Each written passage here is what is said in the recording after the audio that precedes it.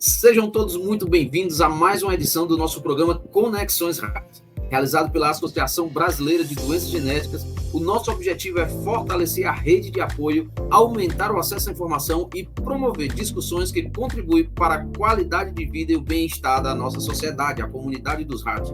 Eu sou Lindenberg Salmito, diretor da Associação Cearense de Distrofia Musculares, pai de uma criança com uma condição rara, também casado com uma esposa com uma condição rara e que nesse exato momento enfrenta o câncer de mama também. E hoje a gente vai ter um prazer de conduzir essa conversa, uma conversa maravilhosa, onde nós vamos aprender aqui muita coisa relacionada ao tema dessa vez, que é o Outubro Rosa, né? Como eu disse, hoje o nosso encontro traz uma discussão muito relevante, especialmente durante esse mês de outubro, conhecido pelo movimento do Outubro Rosa, que visa conscientizar a população sobre a prevenção do câncer de mama e os outros cuidados essenciais à saúde da mulher. Para enriquecer o nosso debate de hoje, temos a honra de receber uma convidada muito especial, a doutora Ana Cileia Pinto Teixeira Henriques, uma profissional renomada.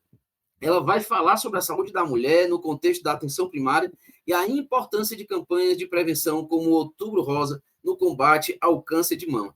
Antes de mais nada, queremos agradecer aos nossos apoiadores sociais, porque esse episódio de Conexões Raras está acontecendo. Você está tanto nos assistindo pelo YouTube e as outras plataformas, como também está nos ouvindo pelo Spotify. E isso acontece por causa dos nossos apoiadores sociais, que é a Alnaila, a Takeda, a PTC Terapêuticas e a FEDAM. Por isso, está aqui a nossa gratidão por eles nos apoiarem nessa missão de conscientização e apoio à comunidade. Antes de chamar a doutora Ana, nós queremos aqui falar um pouco sobre a carreira dela, sobre a vida profissional dela, porque eu tenho certeza que você vai se surpreender. Nós vamos aprender muito hoje. Já lança aí tua pergunta, já curte esse vídeo, já compartilha, já manda logo aí para os teus amigos, porque com certeza esse conteúdo será enriquecedor. A doutora Ana, ela é enfermeira, doutora em cuidados clínicos em enfermagem e saúde pela UES e é mestre em saúde pública pela UFC.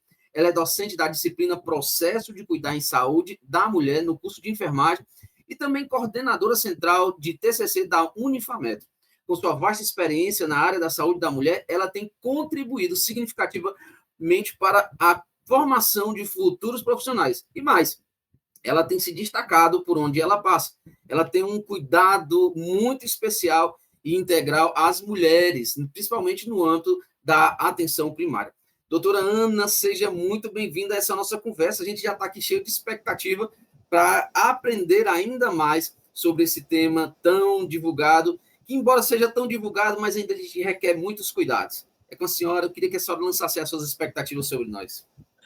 Olá, muito obrigada pelo convite, muito obrigada pela acolhida, Lindenberg, né? Muito interessante, né? Muito importante que a gente tenha esses espaços para que a gente consiga, como você mesmo disse, reforçar essa questão tão importante que é a abordagem à saúde da mulher, claro, né? Entendendo que o Outubro Rosa ele marca, né, um momento de maior atenção a isso, mas que ele deve ultrapassar, na verdade, né, esse período. Então, a minha expectativa é que a gente tenha aqui realmente um bate-papo, né, enriquecedor e que traga para a população, né, para os ouvintes, o atendimento das principais demandas, né, as principais dúvidas, reflexões que a gente precisa fazer quando a gente fala do cuidado da saúde da mulher, que é tão amplo, tão complexo, né? A gente até fala, a mulher, né, é muito difícil, como é que você entende a mulher? Mas pensa isso com relação ao cuidado da saúde, que extrapola questões que vão além das biológicas, né? A gente não pode olhar somente para o corpo feminino, né? A gente tem que realmente entender essa mulher de uma forma integral, e eu acredito que a gente vai conseguir, sim, trazer hoje várias questões relacionadas a isso. Que bacana, muito bom mesmo ouvir e saber que nós estamos aqui diante de uma autoridade que vai nos ensinar bastante, vai trazer bastante conhecimento sobre nós. Já quem está tocando essa questão da saúde da mulher, a nossa comunidade dos raros, na sua grande maioria, as pessoas que ficam para cuidar dos pacientes raros geralmente são mulheres. A gente, infelizmente, tem uma demanda nessa comunidade que, às vezes, o pai, a figura masculina, ela deixa um pouco de lado. Às vezes, por questão de profissionalismo ou de cuidar, porque vai ter que sair de casa, porque ele passa a ser a única fonte de renda, porque a mulher ela precisa estar ali cuidando do paciente, ou do filho, ou de outra pessoa. Mas também, às vezes, tem a questão da separação, do abandono, onde, infelizmente, a gente passa por essas situações. E aí, por isso que a gente quer trazer essa realidade do cuidado, porque a gente cuida de tanta gente, as mulheres cuidam de tantos, mas quem tem cuidado delas, né? Quem tem cuidado de quem cuida? Isso é algo fantástico que a gente precisa trazer, até porque ela precisa resgatar, ela precisa trazer de volta. E a primeira pergunta que lançaram aqui para nós, doutora, é a seguinte: quais são os principais desafios que a senhora observa na promoção da saúde da mulher no Brasil nos dias atuais? Bom, Lindenberg, são muitos, né? Embora tenhamos avançado bastante, né? Desde a primeira política que veio abordar as políticas, né? Os enfoques que deveriam ser dados à saúde da mulher, né? A gente precisa ainda olhar para questões que são muito críticas, né? Que, embora a legislação, né? As políticas de saúde, elas tenham conseguido visualizar e, claro, né? Pensar ações propositivas, nós sabemos que há gargalos quando a gente pensa na efetivação, né, dessas ações. E aí a gente tem que olhar primeiramente para a questão do nosso próprio Sistema Único de Saúde. Né? Então, o nosso SUS, embora forte, né, embora um dos maiores sistemas de saúde pública do mundo, ele ainda não consegue operacionalizar um princípio básico que é o da equidade. Então, quando a gente pensa em olhar para os desiguais na medida das suas desigualdades, né? Como você mesmo disse, olhar para essa mulher que ela agora tem que assumir, além das suas outras atribuições, né? Porque pela primeira vez, por exemplo, o IBGE identificou que as mulheres, né, mais de 50% delas hoje chefiam seus lares. Né? Então, elas trabalham, elas precisam, né, sustentar essa família, elas precisam muitas, né? Como eu tenho várias alunas que trabalham, que estudam, e agora ela precisa assumir o cuidado, como por exemplo, né, de uma pessoa com uma condição rara.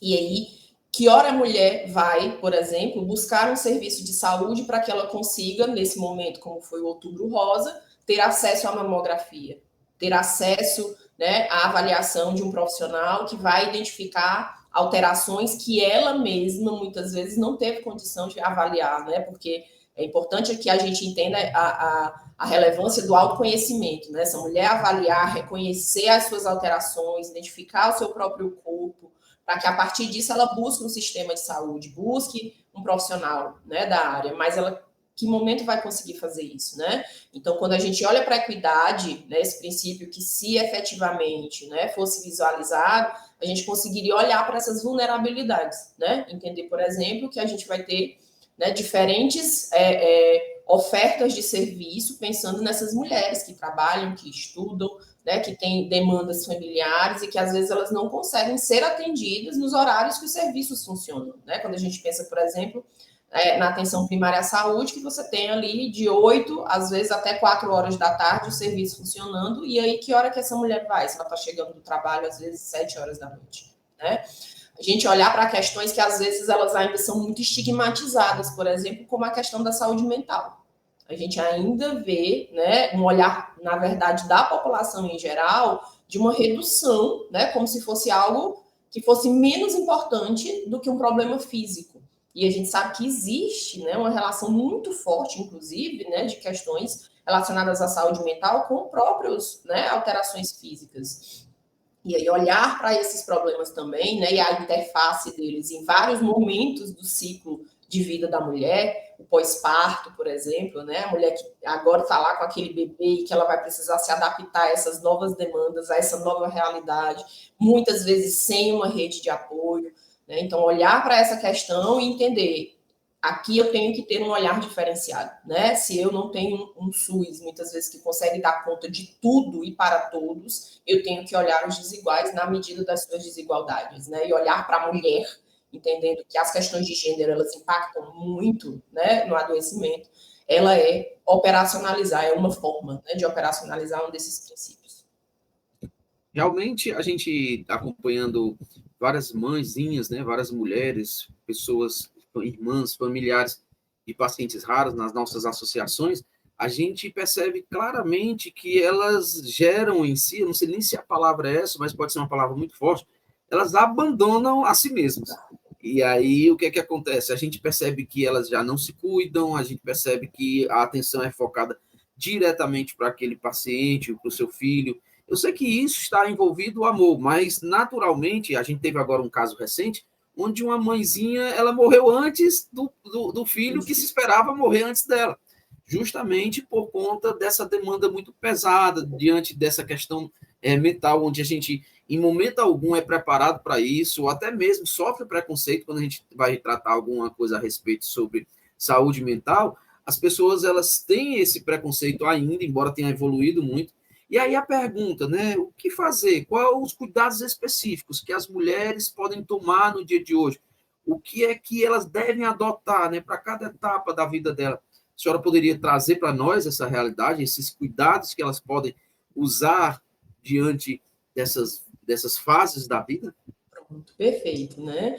A gente tem que pensar que nós temos, na verdade, 3 períodos que são críticos, né? Quando a gente olha na questão do ciclo de vida, né? Do ciclo vital feminino. O primeiro, né, é a adolescência, né? Não, obviamente, negligenciando a infância, né? A gente também tem que tratar a infância com o cuidado e a atenção que ela merece, mas a gente sabe que a adolescência ela vai trazer demandas, mudanças, né? Nesse mundo, principalmente hoje, né, em que esses adolescentes eles estão tendo contato, por exemplo, com as redes sociais e que existe uma comparação, né? Existe, né, essa dificuldade, né, de desenvolvimento, né, da sua própria identidade, porque essa comparação com o outro, né, ali às vezes o influencer, né, que traz uma realidade que nem contempla aquilo que cabe na vida daquele adolescente, está trazendo para nós mudanças, né, demandas que são importantes que a gente consegue analisar, né? Então entender esse contexto, o impacto, né, novamente aí da saúde mental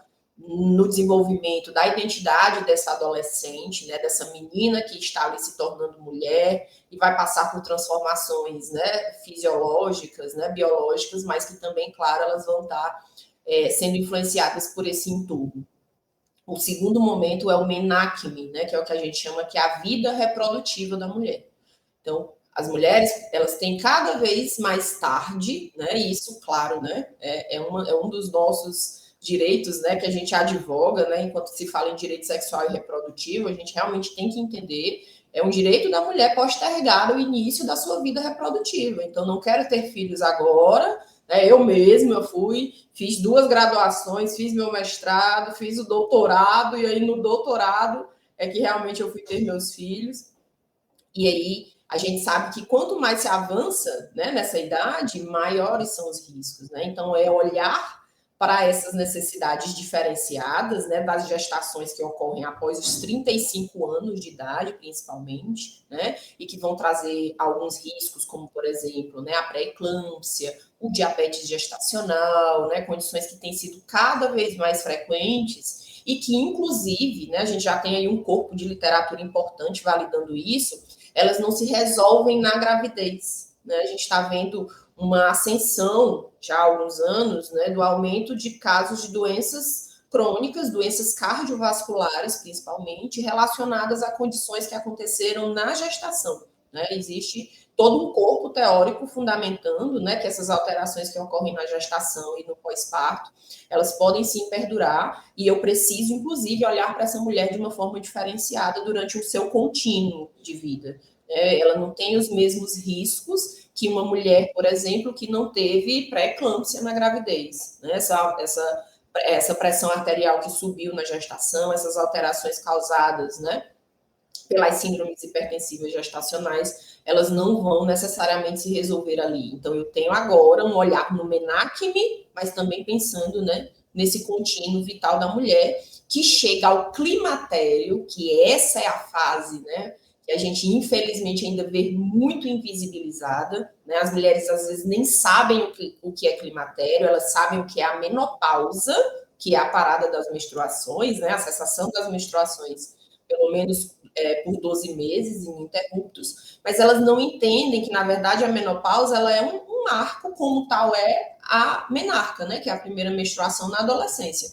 E aí essa mulher ela entra no climatério e passa a sofrer várias modificações, né, neurogênicas, psicogênicas, né, não entende o que é que está ali acontecendo com esse corpo, né, esse corpo que não se reconhece, esse corpo que, infelizmente, a sociedade, né, quando a gente envelhece, tende também a discriminar, infelizmente, não é à toa que a gente vê esse movimento das mulheres na busca do rejuvenescimento a qualquer custo, né, sem pensar muitas vezes nos riscos que alguns procedimentos trazem.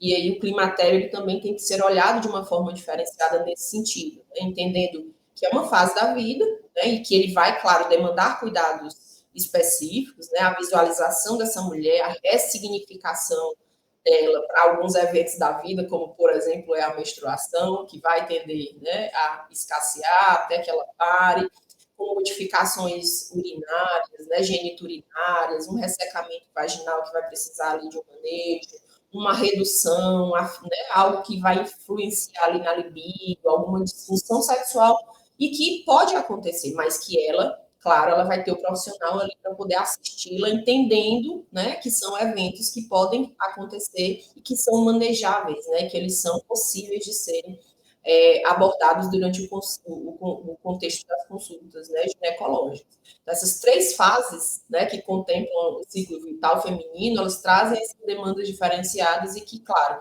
a gente precisa que o profissional esteja capacitado para atendê-las, né, e reconhecer as especificidades que são próprias, né, de cada mulher. Muito interessante ouvir, aprender um pouco mais. Eu tenho certeza que você que está nos acompanhando aí, tanto pelo YouTube quanto pelo Spotify, está aprendendo demais. E aqui é só o começo da nossa conversa. A gente está só aprendendo um pouco mais, porque a gente ainda vai entrar e mergulhar diante de tanto conhecimento que nós temos aqui com a doutora. Aproveitando, doutora, diante do campo do seu profissionalismo, tem umas perguntas que lançaram aqui sobre a questão da sua profissão, tanto da questão da enfermagem como da questão do ensino. As pessoas que lançaram algumas perguntas, e ela diz o seguinte, a pergunta, né? Qual é o papel do profissional de enfermagem na educação em saúde e no cuidado integral da mulher, especialmente no âmbito da atenção primária? E aí eu já emendo com outra pergunta, porque, assim, dentro dessa questão da enfermagem, a senhora que ensina, né, essa disciplina do processo de cuidar em saúde da mulher, a senhora também pode trazer, além desse papel do profissional, como esse profissional, como a senhora tem contribuído dentro dessa disciplina para os outros profissionais que estão aprendendo com a senhora. É um desafio, né? É um grande presente, na verdade. Eu falo sempre isso em sala de aula, né? Saí de sala de aula ontem, 9h45 da noite, e eu reforço sempre isso com os alunos, né? É uma grande responsabilidade pensar que a gente está formando quem vai cuidar do outro, né? E que, inclusive, pode vir a cuidar de nós. Eu falo sempre isso para eles. Olha, eu tô formando vocês para que daqui a pouco eu possa chegar num serviço e encontrar você como um profissional que vai me acolher, vai acolher a minha mãe, vai acolher a minha irmã, né, os meus filhos. Então, eu tenho essa responsabilidade. Né? Eu estou 12 anos em atuação só na disciplina de processo de cuidado da saúde da mulher, entre os meus 23 anos de prática docente, né, porque eu também fui professora de biologia, né, no ensino médio. E a gente tem esse entendimento de quando se fala do papel do enfermeiro, né, um profissional que está inserido nos mais diversos campos de atuação, né, que nas próprias diretrizes curriculares nacionais, né, nos apresenta essa demanda de formação de competências que atendam todo o ciclo vital desse ser humano, compreendendo as dimensões espiritual, né, biológica, psicossocial, e tratando também da determinação social da saúde, né, ou seja, eu preciso olhar qual o contexto que esse paciente, esse indivíduo, essa família, né, está inserido, a gente vê realmente como é importante a educação em saúde, né, no sentido da promoção da saúde e da prevenção de agravos. Quando a gente fala da atenção primária, por exemplo, né, que a gente sabe que é hoje, e na verdade é o grande carro-chefe, se a gente for pensar, quando se fala em resolutividade, né, na verdade deveria ser, né, a gente deveria ter a atenção primária à saúde enquanto porta de entrada para a grande maioria das demandas, mas também com relação à resolutividade, né, a gente tem discussões teóricas em torno disso, em que a gente poderia ter em torno de 90% dos problemas resolvidos na atenção primária. E aí muito pouco chegaria para a atenção secundária e terciária. Né? A gente não queria que os problemas de saúde se agravassem para que a gente precisasse de outros níveis de atenção, porque eles são mais onerosos, né? A gente sabe que a oferta ela não é muitas vezes compatível com a demanda, né? Se a gente conseguisse resolver isso tudo na atenção primária, principalmente com medidas de prevenção da saúde, né? E de promoção. Quando a gente fala do enfermeiro, o enfermeiro ele tem essa capacitação durante todo o curso, né? Esse aqui é o olhar que a gente traz, buscando compreender e ressignificar, inclusive, né, essa assistência à saúde, que em um momento, né, do nosso desenvolvimento do sistema de saúde, ela foi muito, né, utiliza-se esse termo, medicalizada, né, no sentido de entender que você estava ali olhando somente um problema, né, que você queria olhar a doença e olhar a cura para aquela doença. Então, para isso, eu teria que esperar essa pessoa, essa mulher, adoecer, para que a partir do seu adoecimento a gente tivesse uma intervenção. E, na verdade, a gente entende a importância de trabalhar medidas, né, que a gente chama de prevenção primária. Né? Eu não preciso esperar que essa doença se manifeste, né, que essas alterações aconteçam. Eu tenho hoje conhecimento sólido para instituir medidas, né, específicas que possam vir, né, a prevenir esses agravos.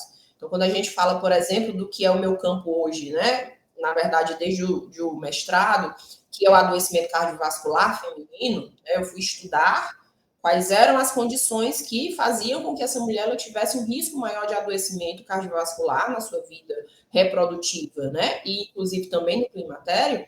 A gente entende que muitos fatores, claro, né, modificáveis, eles poderiam sim impactar de forma importante para que essas mulheres não viessem a adoecer. Né? E que não viessem, por exemplo, precisar desse sistema de saúde porque sofreram uma trombose venosa profunda, porque sofreram um acidente vascular encefálico, né? Como eu sofri, né? Isso eu não coloquei na minha história para vocês, mas eu tive uma trombose venosa central no pós-parto, com 21 dias, né? Que a minha bebê, eu tenho 3 filhos, a minha última bebê nasceu, e com 21 dias, por conta de alterações que são próprias do período pós-parto, né? É um mecanismo fisiológico do corpo da mulher que faz com que esses fatores de coagulação eles aumentem, e aí o pós-parto por si, também como é a gravidez, é um fator de risco para esses eventos, mas também somado com a minha história, né, de pré-eclâmpsia, né, problemas que eu tive na gestação.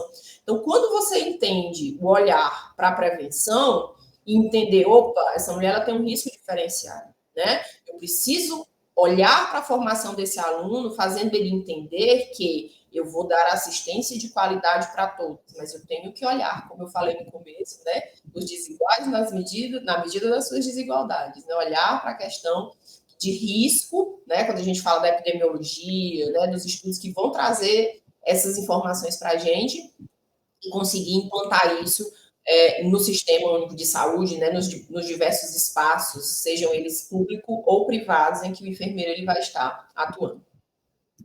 A senhora tocou num assunto em relação à questão do próprio SUS, onde as pessoas elas se preocupavam mais essa questão de buscar uma cura para uma determinada situação, onde eu só vou procurar ajuda, onde eu só vou atrás de uma melhora de saúde ou de qualidade de vida depois que eu sou afetado, né? E aí a gente esquece um pouco dessa questão preventiva, essa questão de cuidado. Mas a gente percebe que ao longo dos anos, recentemente, a gente tem entrado em um período onde cada mês surge uma patologia ou um diagnóstico que a gente faz questão de trazer ali naquele mês alusão. A gente tem o mês de setembro, que a gente usa para as distrofias musculares, onde a gente chama de setembro verde, e uma das questões preventivas para a mulher é o outubro rosa, né, que vem justamente nesse cuidado da prevenção do câncer de mama. E dentro dessa perspectiva, a pergunta que lançaram sobre nós aqui é o seguinte: o Outubro Rosa tem sido uma campanha de grande impacto de conscientização sobre o câncer de mama. Mas, na sua opinião, quais são os avanços que vimos nos últimos anos, justamente por causa dessas questões de divulgação, por causa dessa questão desses meses específicos? Eu acho importantíssimo, né, a gente refletir sobre isso, trazendo, claro, né, esses eventos marcantes, né, durante o ano, né, em que a gente tem a cada mês esse olhar diferenciado.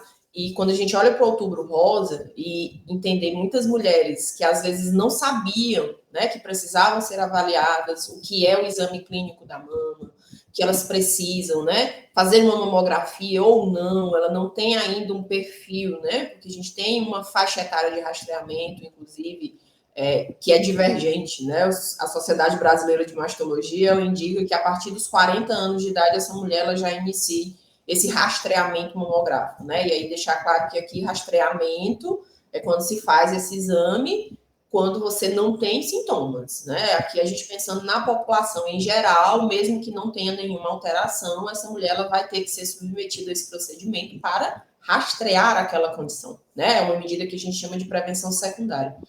Mas elas não tinham conhecimento disso. Hoje você vê as mulheres chegando na unidade e elas entendendo, olha, eu preciso fazer minha mamografia, né? Eu tenho que conseguir uma consulta. Então, esse acesso, né, como essa informação vem chegando, os espaços que hoje, né, a gente visualiza, que dão oportunidade para que essas mulheres reconheçam essa demanda de cuidar da saúde, isso já é um grande avanço, né?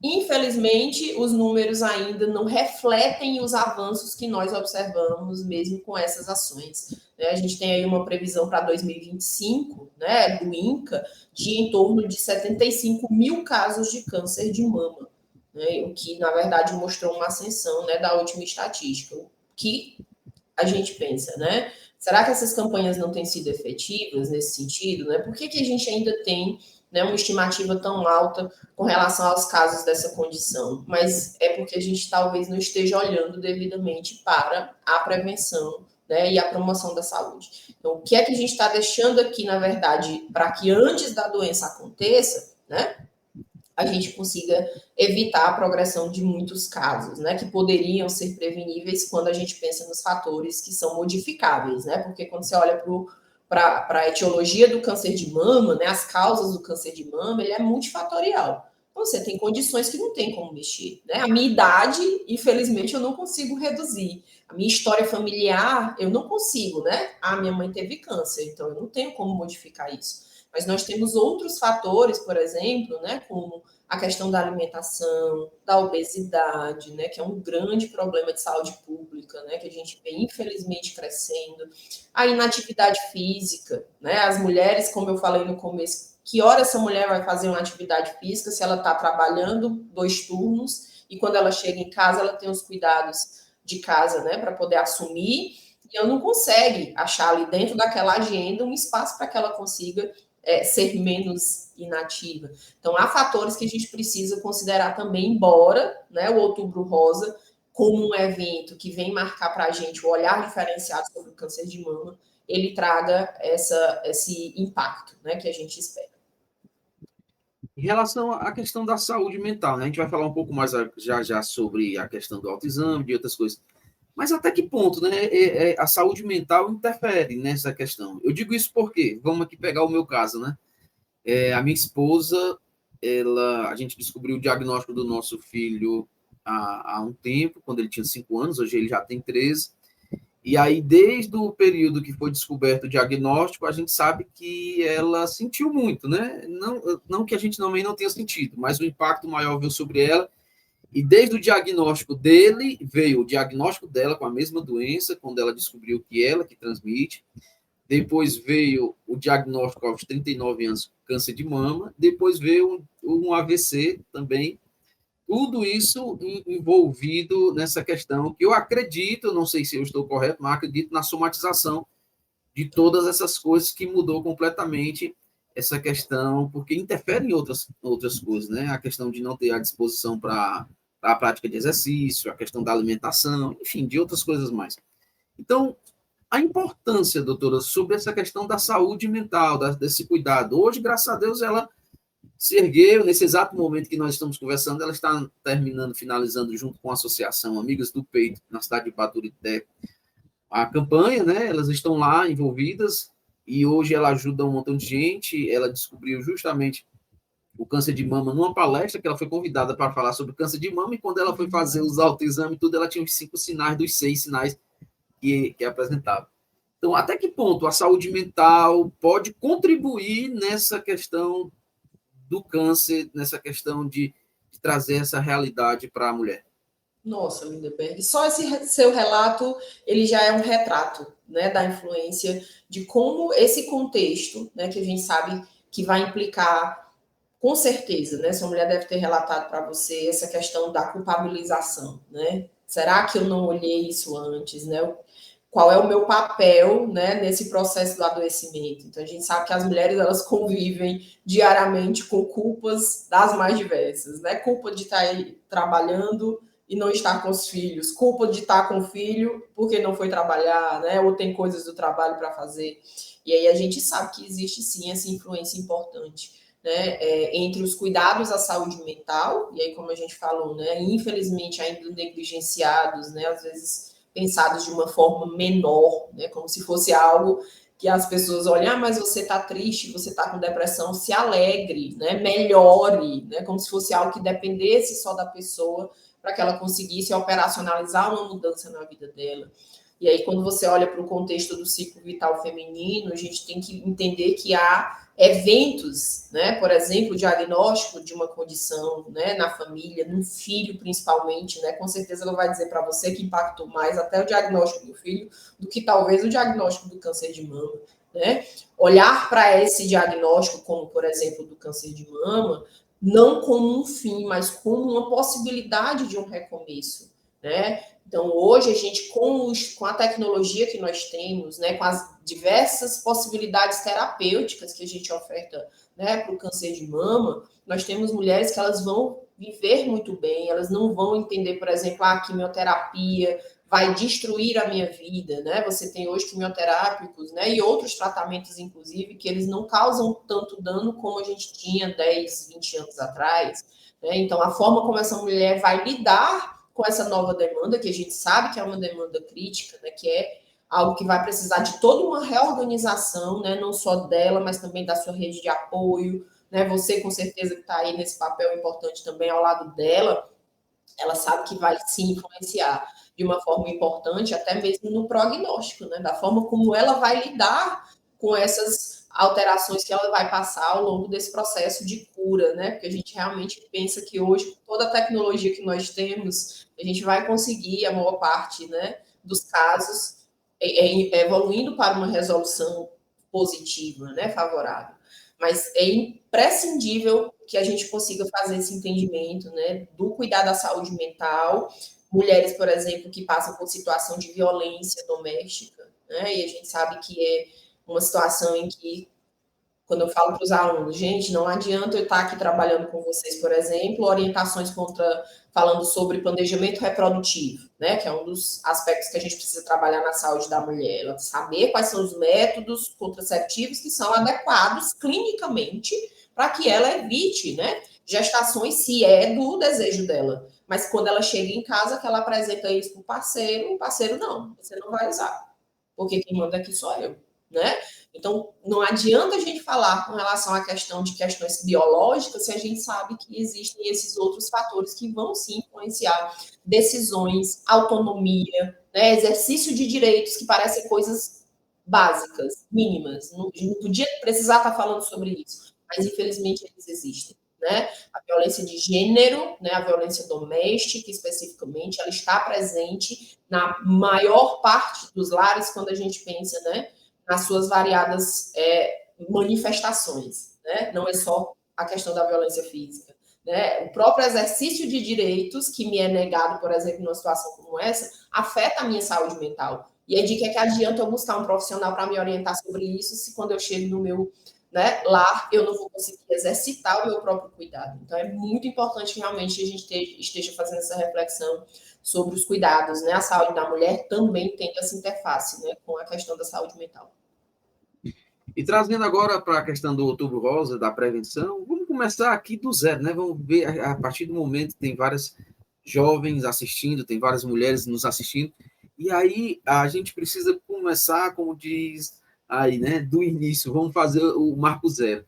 A importância do autoexame, de se observar, de cuidar. Como doutora, a senhora sugere, o que a senhora fala a respeito sobre essa mulher, essa pessoa que nos assiste, que nos escuta, como é que ela pode começar esse processo de prevenção? Tanto da questão do autoexame, como essa questão da frequência da mamografia, como de outros exames que ela pode realizar. Como é que ela pode entrar nesse aspecto, até mesmo para que ela venha evitar ou prevenir um possível câncer? Pronto. Perfeito, né? A gente pensar aqui que a primeira coisa que a gente precisa fazer é orientar essa mulher, né? Não adianta, eu falo sempre isso também para os alunos, não adianta a gente achar que o sistema de saúde vai dar conta de tudo. Eu preciso trabalhar uma questão importante para a saúde, né? Não só da mulher, mas, na verdade, de todos os seres humanos, que é o empoderamento. Então, o corpo é seu. A primeira pessoa precisa conhecer que uma mama é maior que a outra, que um mamilo é plano, um mamilo é invertido, a cor do mamilo, que pode ser. Quem vai conhecer é a mulher. É ela que, inclusive, vai chegar no consultório, no momento em que ela buscar um atendimento, e vai dizer: não, doutor, esse meu peito aqui é maior do que esse. Ela já sabe. Por quê? Porque ela se observa, ela se toca, né? E aí você falou um termo, tá, Lindenberg, que é importante aqui a gente discutir, que é o do autoexame, tá? Esse termo a gente está tentando, né, trazer aqui ele um pouco menos, né, para o contexto do atendimento, para não dar a ideia de que essa mulher ela se examina. Quem faz o exame é o profissional de saúde. O que é que a gente orienta? Você vai conhecer o seu corpo. Então, a gente está tentando modificar essa nomenclatura do autoexame para o autoconhecimento da mama.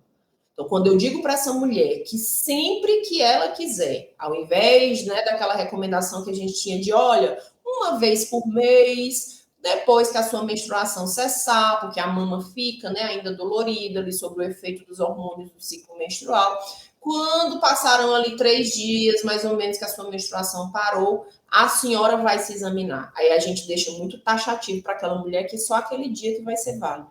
Quando, na verdade, se a gente promove o autoconhecimento da mama e fala para essa mulher, sempre que você tiver uma oportunidade, você está em frente a um espelho, você está olhando para a sua mama, você está vendo se uma mama é maior que a outra, você está vendo se uma está mais pendular que a outra, você está vendo se existe uma diferença de coloração, se você tem uma diferença ali da característica dessa pele da mama, se existe um mamilo que está puxadinho enquanto o outro está mais protuso. Então, essas alterações, ó, só na inspeção, né, nessa fase do exame físico, né, no caso ali, ela, na casa dela, já vai conseguir trazer vários dados para o profissional, quando ela buscar o atendimento, né? E aí, aproveita esse momento, a gente falava sempre do banho, né, porque a mão está mais escorregadia, ela vai lá na mama, né, e ela consegue ter uma facilidade maior, mas ela vai... Perdão. Inclusive, poder fazer isso quando ela estiver deitada. Aproveita o momento em que você está lá, você deitou, todo mundo tem que dormir, pelo menos algum momento do dia. Você deitou, faz essa palpação na mama, porque quando você deita, o tecido mamário, ele se acomoda, né, aqui no peitoral e fica mais fácil ela visualizar alguma alteração. Então, não necessariamente precisa ser no banho. Então, é aquela ideia, o corpo é seu, você vai tocar ele a hora que você quiser, a hora que for mais conveniente, né? E isso vai fazer com que ela perceba essas alterações. E aí é importante deixar claro, né, exatamente que ela não tem essa capacidade, né, sozinha de se examinar, que essas alterações, elas podem, óbvio, algumas ser mais perceptíveis, né, perceptíveis do que outras, mas que é necessário que ela seja avaliada por um profissional de saúde pelo menos uma vez ao ano. Então, quando a gente fala do exame clínico da mama, e aí aqui a gente está colocando a figura de um profissional capacitado, no caso enfermeiro, no caso profissional médico, né, que vai atender essa mulher na unidade, ele vai fazer o exame clínico da mama para que aí sim a gente consiga realmente configurar alguma alteração clínica, né, perceptível, seja visualmente ou pela palpação. Feita essa avaliação, a gente tem ainda, obviamente, exames complementares. Então, não existe, né, a gente, por exemplo, ir para um profissional e que ele vai só solicitar uma ultrassom mamária, só solicitar uma mamografia. Não há sentido nisso. A gente precisa ter uma complementação por meio desses exames que são exames de imagem, né? A ultrassom mamária, ela está reservada principalmente para mulheres jovens, né? Quando a gente pensa aqui, por exemplo, né, abaixo dos 40 anos de idade, as mamas das mulheres, elas são muito densas, elas são gordas, né? Usando assim um termo mais claro. O que é isso? Isso vai fazer com que a ultrassom ela seja um exame mais específico para identificar alterações, né? Diferente da mamografia. Né? Na mamografia, você tem um raio-x da mama. Se a mama é muito densa, você vai ter uma dificuldade de visualizar alterações por meio da mamografia. É por isso que a gente tem essas faixas etárias, né, que são ponto de cortes para o rastreamento. A Sociedade Brasileira de Mastologia, né, estabelece que a mulher, a partir dos 40 anos de idade, ela faça mamografias anualmente. O Ministério da Saúde já discorda, né, com base nos estudos atuais clínicos, que a partir dos 50 anos de idade é que essa mulher entra no rastreamento mamográfico, realizando mamografias bianuais, ou seja, aqui a gente tem uma divergência, mas o que é que a gente entende? Não tem sentido, por exemplo, às vezes a mulher chegar no serviço com 25, 30 anos de idade. Ah, mas eu quero fazer uma mamografia. Eu vi que está aqui disponível no Outubro Rosa, né? Ela não tem o perfil mamário, considerando as características de constituição da mama, para que esse exame ele seja realmente um exame efetivo em trazer achados confiáveis. Não adianta a gente aterrorizar as mulheres com relação ao câncer de mama, a gente precisa informar. Então, eu preciso rastrear quem é necessário, eu preciso olhar para a história clínica dessa mulher, eu preciso fazer uma avaliação minuciosa e, claro, orientar para que ela, a qualquer alteração, tenha esse espaço para procurar o profissional de saúde, porque a mamografia diagnóstica, aí sim, ela pode ser realizada em qualquer faixa etária, diferente da mamografia de rastreamento. Eu não tenho nada, eu não tenho nenhuma alteração, eu entro no perfil de mamografia de rastreamento. Mas se eu tenho alguma alteração, e claro, né, considerando aqui as faixas etárias, eu vou fazer a mamografia, né, ou a mamografia com a ultrassonografia mamária, né? Então eu vou somar avaliações para que a gente consiga ter ali uma imagem, né, mais fidedigna daquele achado que pode ter sido percebido pela mulher em casa e confirmado pelo profissional de saúde na unidade de saúde. A gente vendo a senhora falar, se pronunciar, realmente, eu particularmente não tinha esse entendimento dessa questão da faixa etária em termos de informações, né? Em termos de entender por que é que só vai chegar a essa, só se faz esse exame com um determinado assunto. Mas da forma como a senhora deixou bem claro aí para nós, ficou bem fácil e bem, qualquer pessoa agora vai compreender e entender antes de ir brigar lá no balcão do serviço, né? Mas, doutora, a gente também está falando aqui de uma forma onde nós aprendemos, ou onde é nos proposto, de uma forma geral. Mas só que as realidades no nosso país é muito diferenciada. A senhora está falando dentro de um contexto de informação, onde vai ter pessoas que vão entender claramente, mas eu também eu trabalho em diversas áreas de vulnerabilidade. A gente tem trabalho de ações em cunhos sociais, também eu sou policial militar e entro em algumas áreas onde as dificuldades são grandes. Inclusive, a gente percebe claramente que nem toda, embora esteja acessível a todos, mas nem todas as pessoas, principalmente as meninas, as mulheres, elas não vão procurar, né? A gente tem um caso agora recente, onde a gente está dando um apoio, de uma jovem de 19 anos que descobriu o mesmo tipo de câncer da minha esposa, né? Que é um câncer inflamatório, muito severo, e aí, uma das questões que ela coloca é justamente a vaidade, né? Pelo fato de não querer ir e ter que ir, porque a minha esposa ela teve que tirar a mama, ela ainda está passando por diversas situações complicadas, mas algumas pessoas, diante desse quadro de vulnerabilidade, além de ter essas questões pessoais, na hora de buscar o serviço no local onde elas trabalham, geralmente encontram dificuldades, até mesmo no trato dos profissionais, é por isso que é muito importante a questão da senhora, onde ensina profissionais, porque uma coisa é sair da sala de aula com aquele desejo, aquela paixão de realizar e transformar o mundo. A outra questão é vir para o estresse do atendimento e aí perder tudo aquilo que ela sonhou e idealizou e colocar, e a gente acaba passando, essas pessoas acabam deixando de ser pessoas para ser números. Então, dentro dessa vulnerabilidade, dentro dessa dificuldade, porque a gente percebe que não é claro ou não é acessível a todos da forma como é passado em propaganda aquela questão toda. Mas a pergunta é para a senhora, como alcançar essas mulheres, né, nessas áreas mais difíceis, nessas áreas de mais vulnerabilidade, onde o acesso de saúde não é tão fácil. Hoje eu estou morando no interior, a gente realmente resolveu mudar de vida. Eu morava em Fortaleza e hoje estou morando aqui na região de Guaramiranga, justamente para trazer qualidade de vida tanto para meu filho como para ela, e graças a Deus isso funcionou, porque a gente aliviou o estresse, a gente aliviou um montão de coisa e hoje a gente está ajudando muita gente. Mas nem todo mundo tem essa oportunidade, né? Nem todo mundo, e na verdade, quando eu digo nem todo mundo, é a grande maioria das pessoas não vão ter essa oportunidade. E é por isso que, às vezes, a mulher não vai procurar ajuda, ela prefere sofrer a dor do que ter que passar, ela já é humilhada diante da sua vulnerabilidade. Aí vai chegar num ambiente hospitalar ou num posto de saúde para ser humilhada mais ainda, então ela prefere manter aquela dor e quando ela vai buscar ajuda, às vezes é irreversível. Como fazer, o que a senhora pode nos trazer, né? Como alcançar essas mulheres diante dessas áreas? Essa é uma realidade triste, porém real. Né? A gente precisa olhar isso muito do ponto de vista de política pública de saúde mesmo. Né?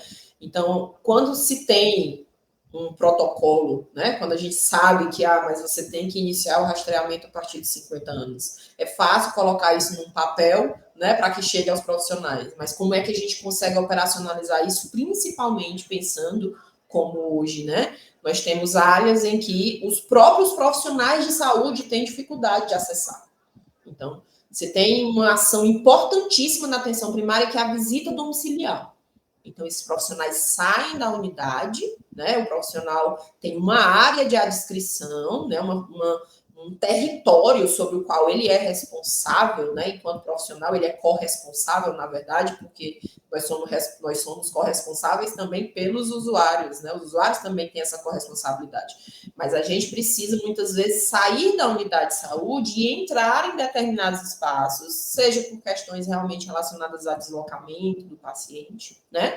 Ou seja, porque é sim necessário que a gente consiga, né, visualizar o contexto de vida daquela família, né, daquele indivíduo que você vai avaliar. Mas como você faz isso? Se quando você chega, você tem uma dificuldade por questões de violência mesmo, né? Não, aqui não entra. Né? Às vezes até o profissional de saúde deixa eu entrar, mas, né, restrito.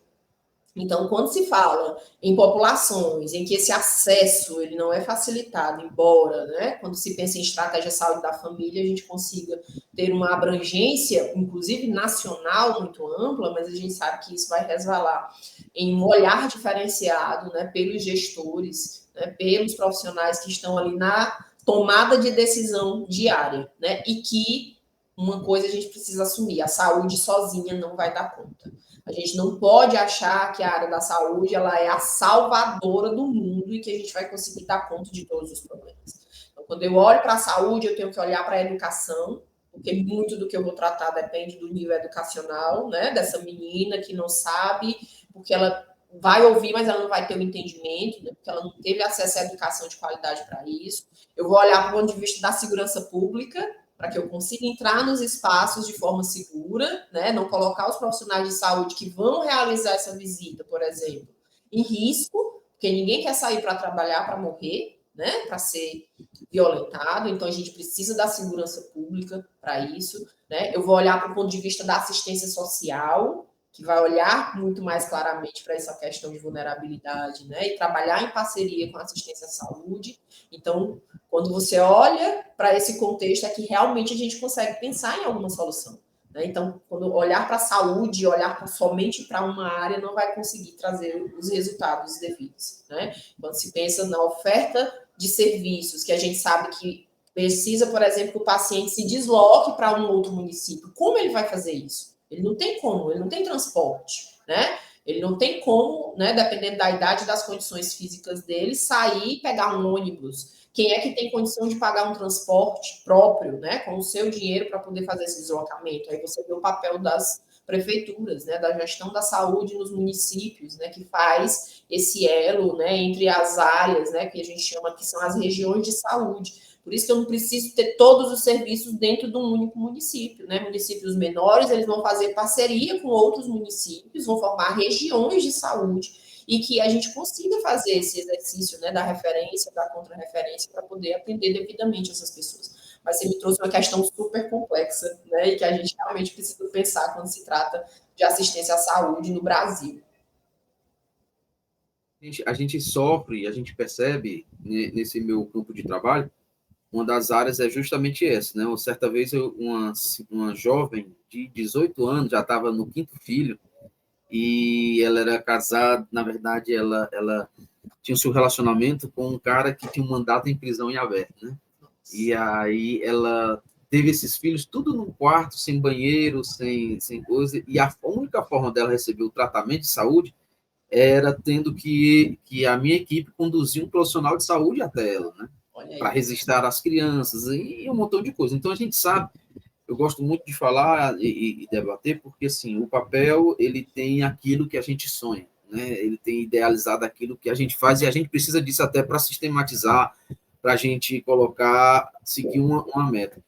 Mas, na grande parte das vezes, a gente tem essa dificuldade porque a prática, ela já expõe outras coisas, né? Já não é do jeito que a gente planejou, já não é da forma como a gente quis fazer. E aí, doutora, a gente, diante dessa conversa, o tempo ele corre, né? Passa muito rápido, uma conversa muito boa, a gente vai percebendo.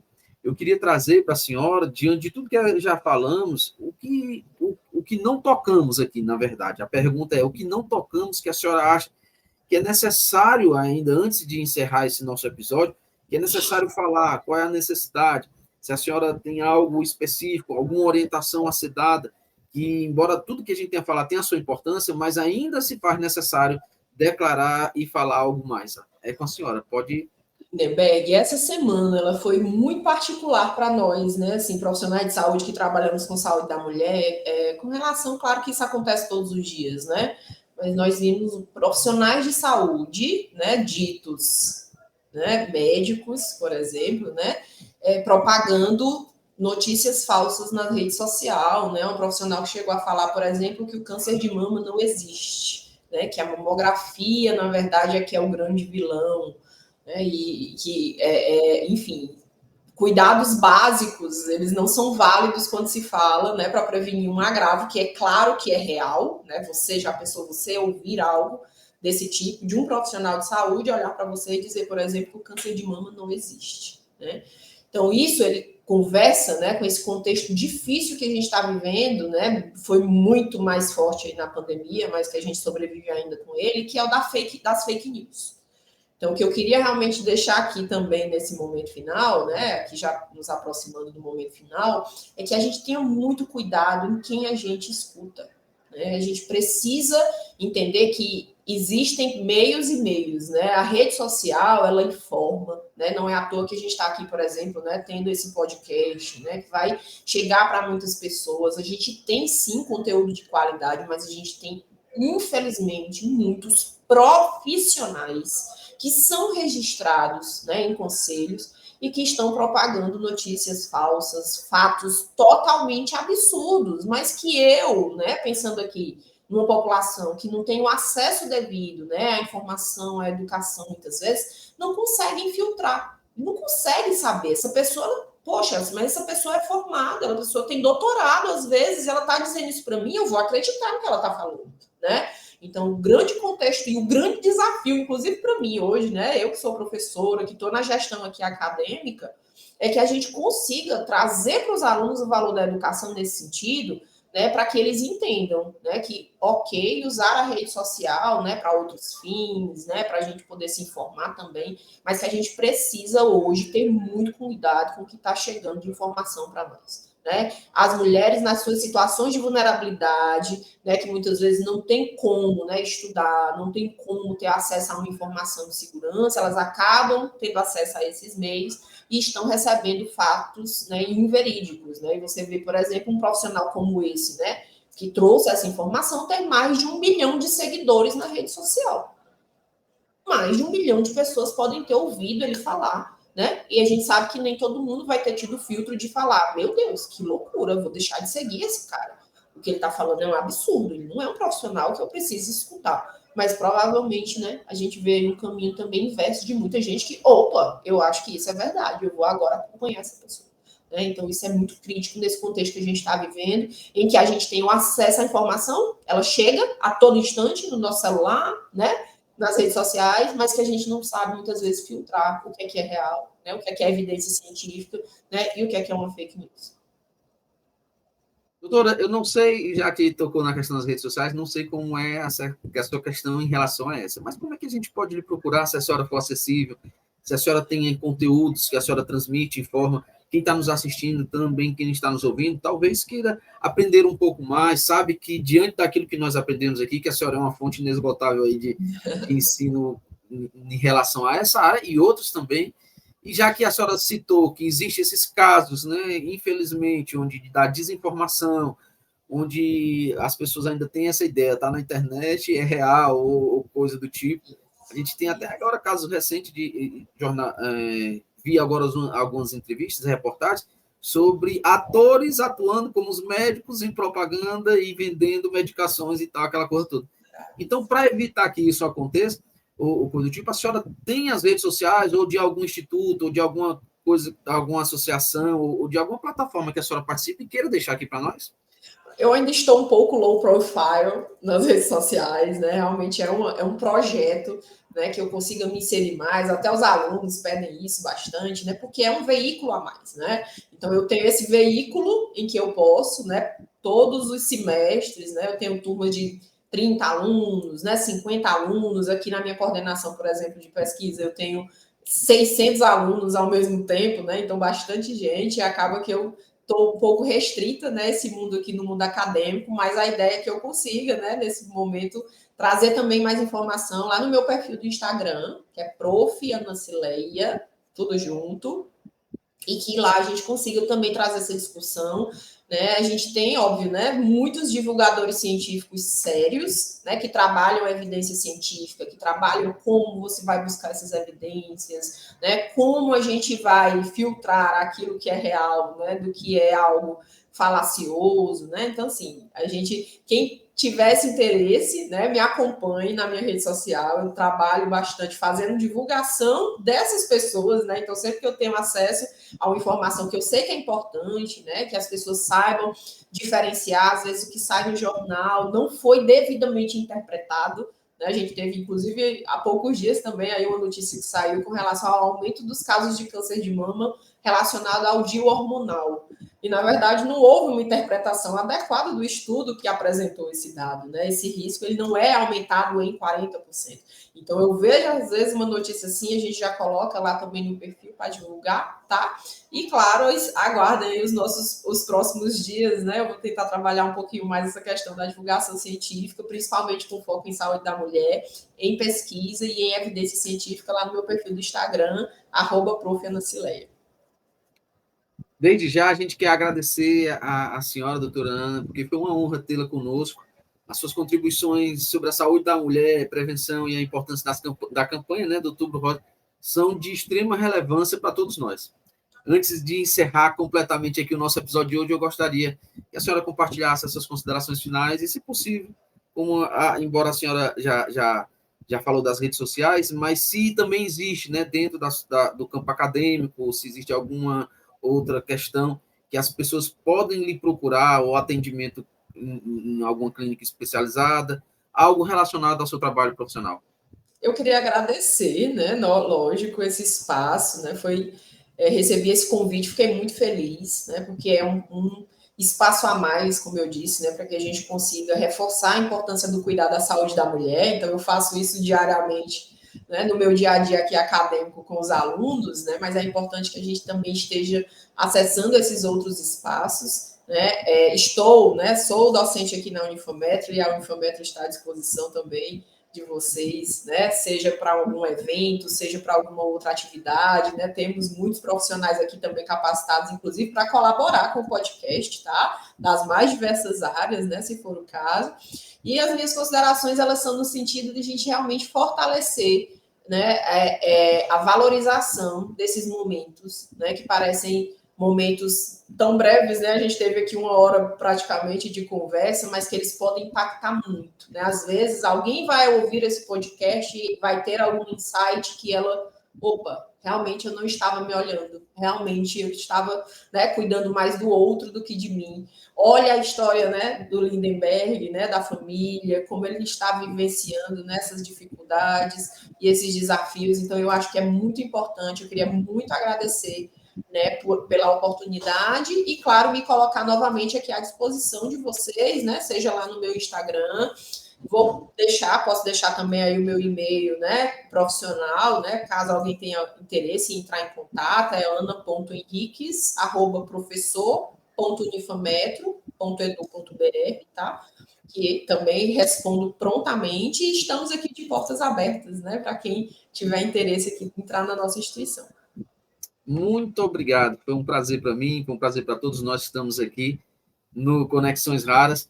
E chegamos ao fim de mais uma edição do nosso programa Conexões Raras. A contribuição da doutora Ana Celé foi inspiradora e esclarecedora, destacando a importância de promovermos a saúde da mulher em todas as suas dimensões e fases da vida. Lembrando que as campanhas de conscientização, como o Outubro Rosa, pode salvar vidas e fazer a diferença na nossa sociedade.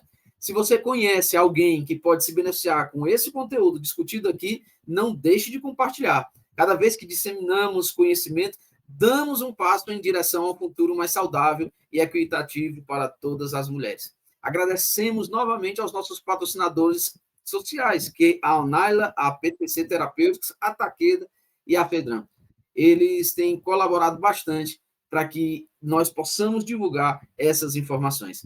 E para você, até o nosso próximo episódio. Não se esqueça de compartilhar, divulgar, curtir, comentar, porque você assim vai ajudar a espalhar conhecimento. E quanto mais conhecimento, mais qualidade de vida dentro da nossa comunidade Raras.